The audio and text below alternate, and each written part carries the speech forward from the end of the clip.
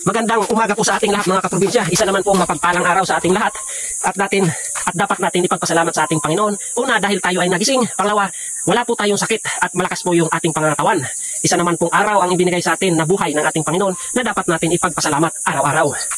So ngayon mga kaprobinsya, nakapagsaing na ako dahil wala po akong kasama ngayon. Dahil yung aking kapatid ay inubo dahil pumunta ng fiesta, kumain ng halo-halo. Ayun, tinamaan ng ubo. Kaya umuwi muna doon sa nanay ko. So ngayon, mag-isa ako. Kaya nagluto muna ako mga kaprobinsya. Kaya medyo tanghali na yung ating trabaho. Pagpapatuloy natin, yung ating gagawin ngayon mga kaprobinsya ay yung ang sinasabi kong pinagkulungan natin ng pabo na cyclone wire. May mga gumagapang na bagging. Yun po ay spray natin ng herbicide demolition para po mamatay sila, matuyo sila, tatanggalin natin yung gumagapang doon at pipinturahan natin mga kaprobinsya dahil ulan araw, kinakalawang po yung cyclone wire at kailangan po natin pinturahan para tumagal yung ating cyclone wire. Yun po yung aking naisip mga kaprobinsya. So tara, let's go! Ayun mga kaprobinsya. Ayun mga kaprobinsya, nilagyan na natin ng herbicide yung ating sprayer. So papunta tayo doon sa area sa may kulungan ng pabo. Sprayin natin mga kaprobinsya habang mainit sigurado tatamaan ng gamot yung mga damo na yun. Ayun mga kaprobinsya. Ayan yung ating sprayer. Ewan ko kung ilang load yung maubos natin doon sa paikot. Hoy! Ayan mga kaprobinsya. Alam mo yung pag-aalaga ng mga hayop mga kaprobinsya, kailangan din ng monitoring. Dahil mahirap mabawasan yung ating mga alagang hayop na dapat alam natin yung pumipeste. Kasi nga, para maiwasan na natin. Dahil sayang yung ating gastos, sayang po yung ating pagpapagod, yung ating effort na sila po ay mapalaki tapos halos maubos din naman. Yun po yung ating challenge dito sa ating area. So dito tayo mag-umpisa mga kaprobinsya.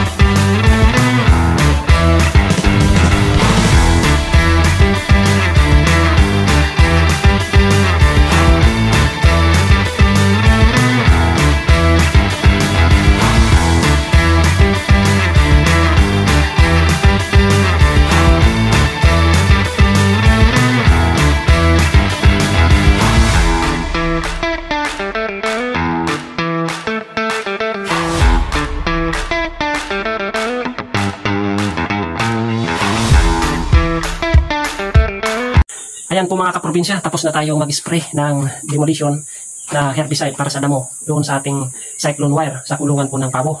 So tinapos na natin ngayon para mamaya iba naman po yung ating gagawin. Magtatabas na naman tayo. Pakyat naman po pag ganun. Yan dyan sa taas po dahil yung dating kinliring natin tumubo na naman mga kaprobinsya. Yun po ay kailangan natin tabasin na naman para hindi na sila tuluyan na lumaki. Dahil pag pinabayaan natin mga kaprobinsya, yun po ay lalaki na naman sila.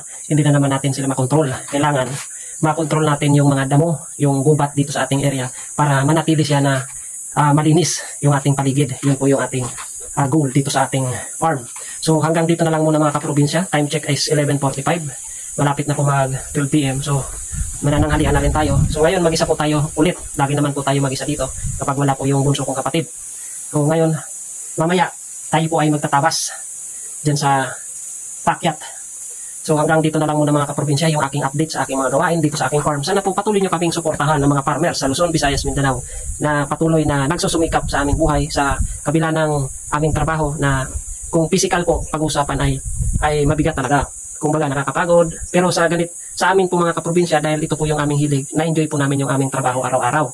Ayan po mga kaprobinsya, tayo po ay manananghalian muna. Sana patuloy nyo kaming suportahan. Maraming salamat po sa mga nanonood at patuloy na sumusubaybay sa aking mga update dito sa mga gawain ko sa aking farm. Maraming salamat. God bless. Peace. Bye.